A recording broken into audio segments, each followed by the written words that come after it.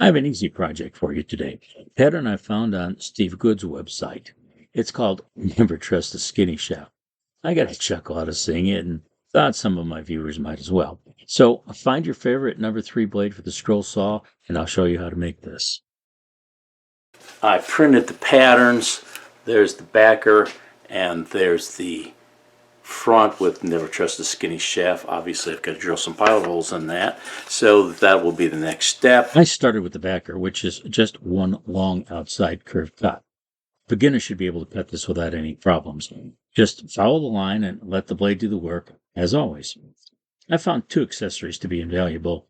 A lighted magnifier and a foot switch. I've good overhead lighting in my shop, but when working for hours at a time on fine details, the lighted magnifier makes this work much less straining. The foot switch allows me to start and stop the blade at any time while keeping both hands on the workpiece. With Chef's hat and text, I'll start with the inside cuts. I drilled pilot holes and will thread the blade through the workpiece, then tighten up the blade holder. If you have a blower on your saw, you may need to readjust it from time to time, as the vibration of the arm will cause it to shift. The blower really comes in handy for keeping sawdust off the cut line and making the line easier to see and follow. It doesn't usually matter what order you make the inside cuts in. Most of the time, I'll start at the top left and work my way to the right and down, just as if I'm reading this like a book. One caution is in order when cutting a pattern like this. Be careful to stay on or even slightly inside the cut lines for the letters. There's not a lot of material left between the letters, and a slip or two could mean ruining the entire project. The top and bottom pieces are cut and painted, so now it's time for the glue up. I use a lot of glue, so I purchase it in gallon bottles, then refill smaller bottles like this one as they empty. This bottle has a small tip, and on projects like this where there are a lot of inside cuts, so I want to be careful where the glue is placed. And make sure to get glue in the open spaces between the letters and especially on all parts near the edges.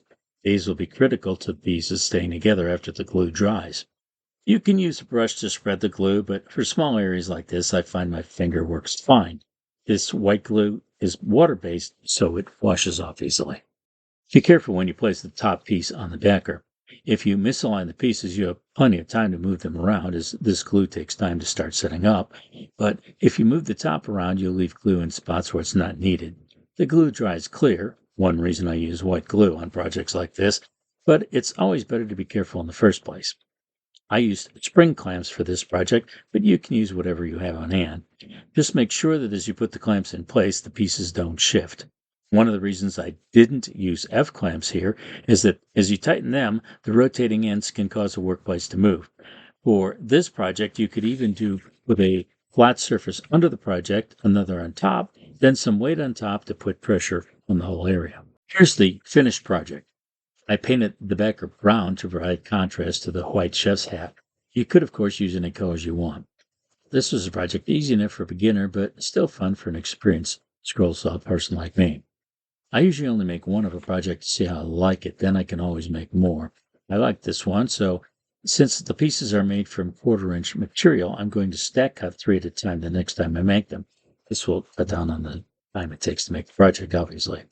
If you like the project, please give me a thumbs up. Don't forget to subscribe and hit the notification bell so you don't miss any future videos.